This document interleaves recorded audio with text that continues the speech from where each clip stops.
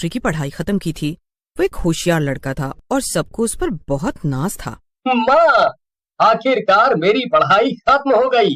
अब मैं डॉक्टर बन जाऊंगा और खूब पैसे कमाऊंगा। मगर ये डॉक्टर की पढ़ाई खत्म करते करते तू भी बूढ़ा हो गया राजू। अब ज्यादा देर मत कर और पहले शादी कर ले। कमाई तो होती रहेगी।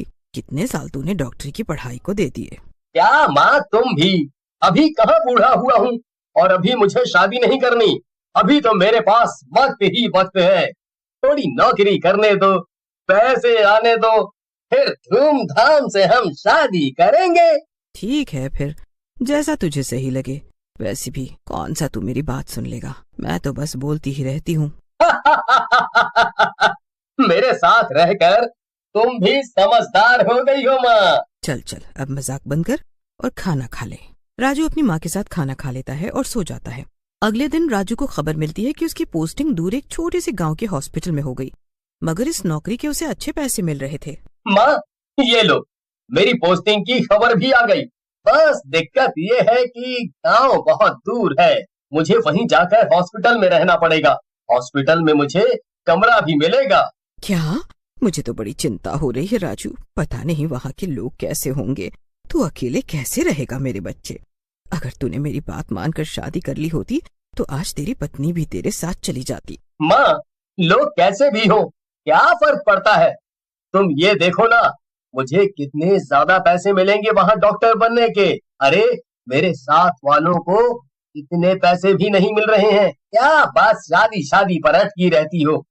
जो अच्छा हो रहा है वो भी तो देखो। फिर तो ये थोड़ा अजीब नहीं है बेटा? सिर्फ तुझे ही इतने पैसे क्यों मिल रहे हैं?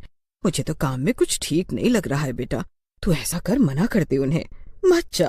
ओफो माँ, तुम कभी अच्छा सोचोगी भी या नहीं? खैर, मैं कल ही वहाँ जाने के लिए निकल जाऊंगा। तुम मेरा सामान बांध दो, मैं अब ज्यादा कुछ नहीं सुनना चाहता हूँ। हाँ। राजू अपनी माँ की कोई बात नहीं सुनता और अगले दिन उस गांव में जाने के लिए निकल जाता है। वहाँ पहुंचकर उसे गांव में एक भी इंसान नहीं दिखता। अरे, ये क्या, पूरा गांव खाली है क्या? कोई दिख क्यों नहीं रहा? अजीब बात है। हो सकता है सब अपने घरों में हो। मुझे सीधे अस्पताल जाना चाहिए। राजू हॉस्पिटल पहुंचता है तो देखता है कि हॉस्पिटल की हालत बहुत ज्यादा खराब थी। ये क्या है? ये कैसा हॉस्पिटल है? ना यहाँ लोग दिख रहे हैं, ना कोई काम करने वाला।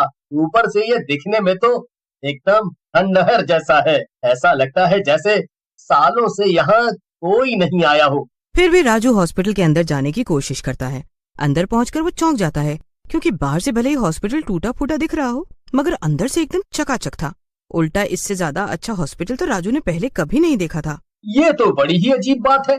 बाहर से खंडहर और अंदर से इतना आलीशान, यकीन ही नहीं हो रहा। मगर यहाँ लोग क्यों नहीं दिखाई दे रहे? कहाँ गए सब? कोई है? कोई है? राजू हॉस्पिटल में सब कुछ ठीक से देख ही रहा था कि अचानक से उसे अपने पीछे से एक आवाज सुनाई देती है और वो रुक जाता है। जैसे ही राजू पीछे मुड़कर देखता है, उसके पैरों तले जमीन खिसक जाती है। राजू के पीछे एक भूत। जैसे ही राजू भागने की कोशिश करने लगता है, उसके सामने वो भूत आकर खड़ा हो जाता है। भाग कर कहाँ जा रहे हो डॉक्टर जी? अभी अभी तो आए हो, इलाज नहीं करोगे क्या हमारा? ऐसे कैसे भागे जा रहे हो? मुझे माफ कर दो, माफ कर दो। मैं यहाँ क्यों आया? मैं दोबारा ऐसा नहीं करूंगा। मैं तुम्हारा क्या इलाज करूं? तुम तो पहले से ही मर चुके हो। अरे, इसमें माफी क्यों मांग रहे हो डॉक्टर जी? अब तो आपको यहीं रहना होगा और भूतों का इलाज करना होगा, और हम सब आपसे इलाज कराने के लिए बेकरार हैं। क्या? भला भला मैं कैसे भूतों का इलाज कर सकता हूँ? मैं भूतों के बीच में कैसे रह सकता हूँ? ये नामुमकिन है। मेरी बात ध्यान से सुन डॉक्टर। अब जो तू इस हॉस्पिटल में आ गया है, यहाँ से भागने की कोशिश भी मत करना। अब तुझे यहीं रहना होगा और जो मैं कहूँगा वो करना होगा, क्योंकि मैं ही हूँ इस हॉस्पिटल का मालिक। और मेरा नाम है पिंटू भूत। क्या? मालिक? क्या इसका मतलब यहाँ और भूत भी है? बाप रे, ये मैं कहाँ फंस गया हूँ। माँ सही कहती थी, मुझे यहाँ आना ही नहीं चाहिए था। पैसे के लालच में मैं तो बहुत बुरा फंस गया हूँ। हाँ बिल्कुल, फंस तो तुम गए हो। अरे ये एक हॉस्पिटल है, यहाँ भूतिया नर्स और पेशेंट्स हैं, सब हैं। सफाई कर्मी भी भूत ही हैं। हाँ, बस एक डॉक्टर की कमी थी और वो आज पूरी हो गई। इस हॉस्पिटल में मरीज रात में आते हैं। वो सामने वाला कमरा तुम्हारा है। रात को 12 बजे के बाद यहाँ मरीज आने लगेंगे। अगर तुम गलती से भी सोए तो अच्छा नहीं होगा, समझे? जगे रहना। राजू जल्दी से भागकर अपने कमरे में चला जाता है और अंदर से दरवाजा बंद कर लेता है। थक हार कर राजू अपने बिस्तर पर लेट जाता है। तभी वो अपने कमरे में ध्यान से देखता है। कमरे में एक बेड, सोफा, एसी और एक बड़ा सा फ्रिज भी था। राजू पेट भरकर खाना खाता है और फिर लेटते ही सो जाता है। सोते सोते कब दिन से रात हो जाती है पता ही नहीं चलता। रात 12 बजे अचानक से राजू के कमरे के दरवाजे पर जोर जोर से दस्तक होने लगती है, जिससे वो हड़बड़ा कर जग जाता है। क्या? ये क्या था? इतनी जोर जोर से मेरे कमरे का दरवाजा कौन पटक रहा है? अरे नहीं, मेरी आंख कैसे लग गई? मुझे तो जागना था। राजू घड़ी में देखता है तो रात के 12 बज चुके थे। लगता है हॉस्पिटल के भूतिया पेशेंट आने लगे। अब क्या करूं? दरवाजा तो खोलना ही पड़ेगा, वरना वो तो भूत हैं। बिना दरवाजा खोले भी अंदर आ जाएंगे। उन्हें भला कौन रोक सकता है? डरते डरते राजू दरवाजा खोलता है तो देखता है बाहर नर्स के कपड़े पहने एक बड़ी सी चुड़ैल खड़ी थी। हाँ, मैं यहाँ की नर्स हूँ। चलो मरीज देखने जाना है डॉक्टर, देर मत करो। इसके बाद नर्स राजू को एक बड़े से कमरे में लेकर जाती है, जहाँ कई सारे बेड थे और हर बेड पर कई सारे बीमार भूत बैठे हुए थे। इतने सारे भूत को एक साथ देखकर राजू की हालत और ज्यादा खराब होने लगती है। ए डॉक्टर, तो उन्हें इन सब का इलाज करना है, यही काम है तेरा। मरने से पहले इन सबको कोई न कोई बीमारी थी और तब इनका गरीबी की वजह से इलाज नहीं हो पाया।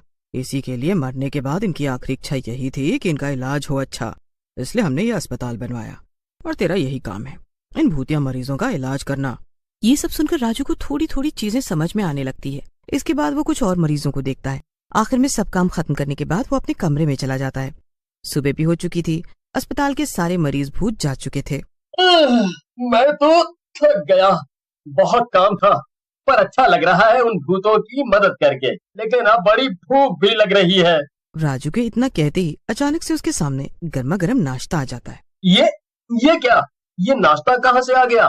क्या ये वाकई में जादू वाला कमरा है? यहाँ फ्रिज में कभी खाना खत्म नहीं होता और मुझे जो खाना होता है उसका नाम लेते ही वो मेरे सामने आ जाता है।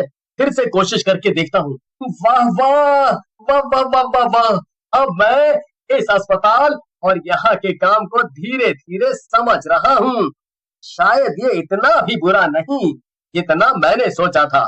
वैसे भी आखिर में मैं एक अच्छा काम ही तो कर रहा हूँ। इसी वजह से राजू फैसला कर लेता है कि वो इस भूतिया अस्पताल का जिंदा डॉक्टर बनकर रहेगा। वो रोज ऐसे ही भूतों की मदद करके उन्हें मुक्ति दिलाएगा। भूत भी उससे खुश थे। ऐसे ही राजू अपनी जिंदगी जीने लगा और वो अक्सर अपनी माँ से भी मिलने जाता था, मगर उसका ये राज